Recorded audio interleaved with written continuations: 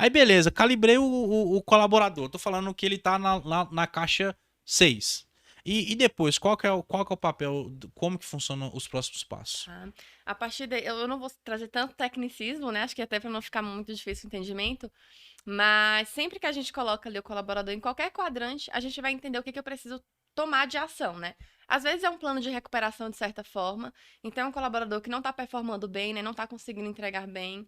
Quando eu falo aí de questão de comportamento também, né? Não tem sido comportamentos tão adequados. Então, o que que eu posso fazer, de certa forma, para desenvolver essa pessoa, né? Será que é um caso da gente buscar realmente desenvolver? E aí a gente traça um plano de ação, mensurando muito bem, né, onde que essa pessoa quer chegar mais uma vez, se é uma pessoa que quer ser desenvolvida, então, assim, acho que a todo momento aqui eu vou dizer que o querer do colaborador é o primeiro passo, ou não. E a partir daí esse plano de ação ele é traçado. E aí os outros casos são aqueles que a gente costuma chamar ali ou de quem está no Blue Box, ou então quem está ali considerado como alta performance, que são aquelas pessoas que enxergamos de certa forma que está pronta para um próximo passo. Então, quanto que é esse prazo de prontidão também? Será que é uma pessoa que está pronta para hoje já? Ou será que é a longo prazo que ainda tem alguns pontos a serem desenvolvidos? E esses casos, geralmente, a gente monta um PDI, né? Que é o que a gente chama de Plano de Desenvolvimento Individual. Então, esse PDI, ele é personalizado, então vai de acordo com a necessidade de cada colaborador. E, mais uma vez, a gente precisa entender antes o que que esse colaborador quer chegar. Ele está pronto, mas ele está pronto para seguir no mesmo viés, por exemplo? Então, não sei, hoje eu sou um coordenador comercial e todo mundo enxerga que eu tô pronto, mas pronto para ser um gerente comercial, pronto para fazer às vezes uma transição para uma outra área mais analítica, pronto para ir para uma outra área diferente. Então Interessante. acho que esse olhar também ele é super importante, porque às vezes a pessoa é muito boa, mas se for para seguir ali uma vertical, né, talvez ela não vai conseguir sair tão bem.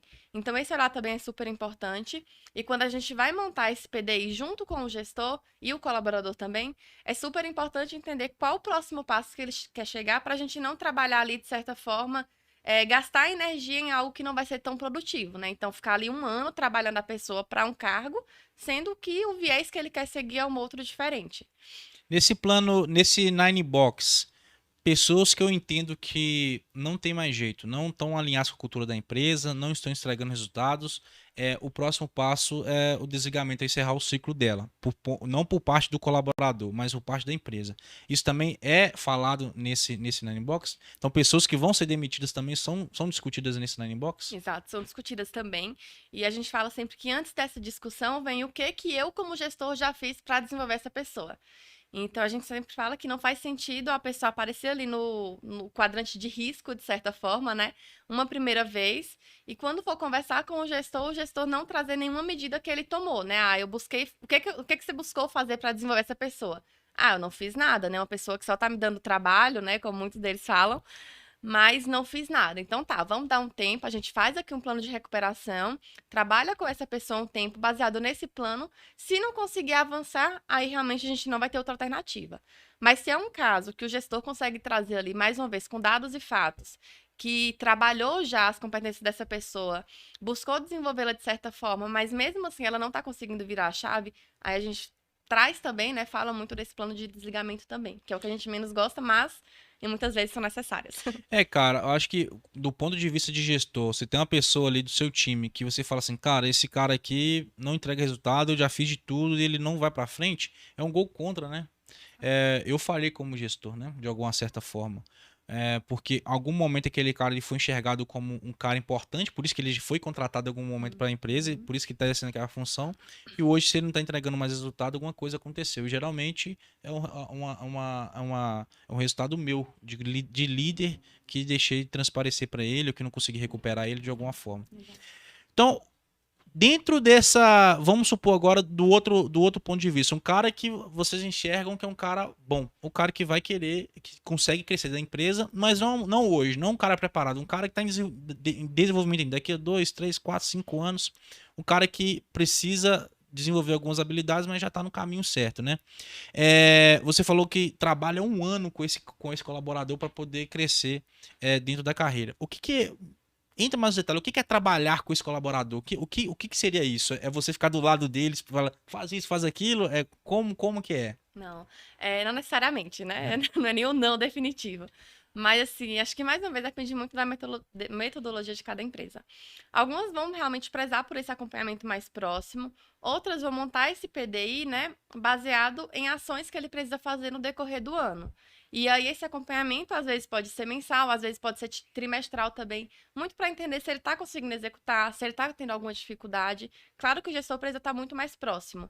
Então, muitas vezes eu coloco esse colaborador em ações diferentes, né? Então, não sei, eu quero ser um gerente, por exemplo. Então, o que é que o gerente faz e que eu ainda não faço hoje? Então, a partir daí, claro, esse coordenador, trazendo aqui exemplo de nome de cargo mesmo, esse coordenador não vai fazer tudo que um gerente faz, mas querendo ou não, ele precisa ali começar a entender algumas atividades que um gerente faz, começar às vezes a executar algumas atividades que o gerente faz, para que ele esteja mais próximo ali da prontidão. Então, trabalhar é, mais uma vez, entender onde que essa pessoa precisa chegar, onde que ela quer chegar, e a partir daí todas as ações estarem direcionadas para esse caminho, para que ele se aproxime cada vez mais. Deixa eu fazer aqui um disclaimer aqui.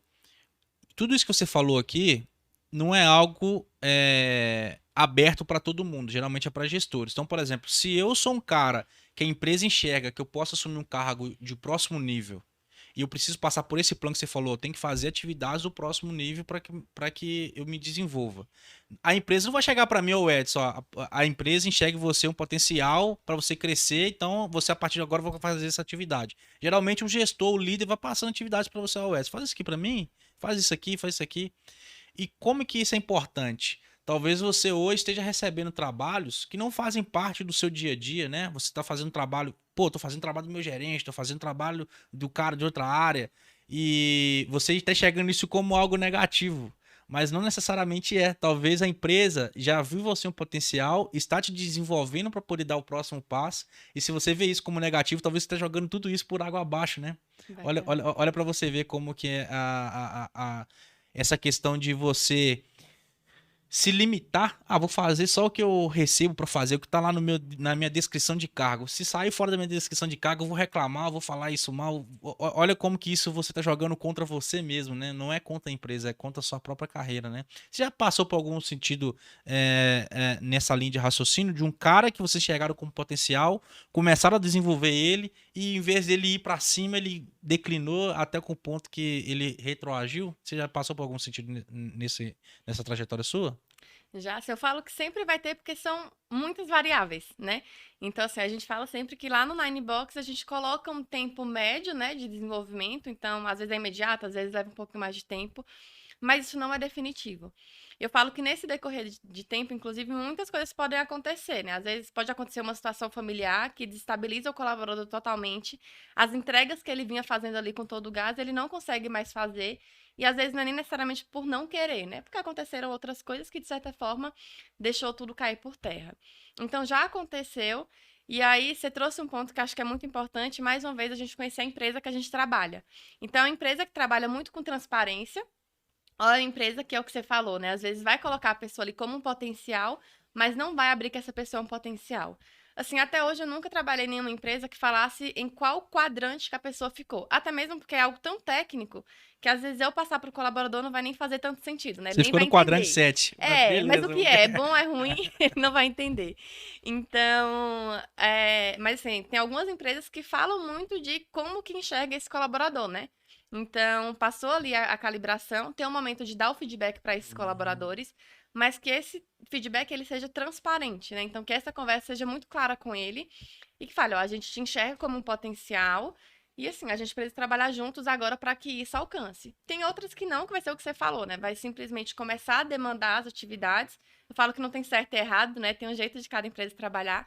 Então, vai começar a demandar as atividades e aí, mais uma vez, cabe do seu autogerenciamento se você vai querer, de fato, pegar essas atividades ou vai levar que é um desvio de função, né? Então, é algo muito comum de acontecer. Você falou muito dessa palavra de autogerenciamento, né?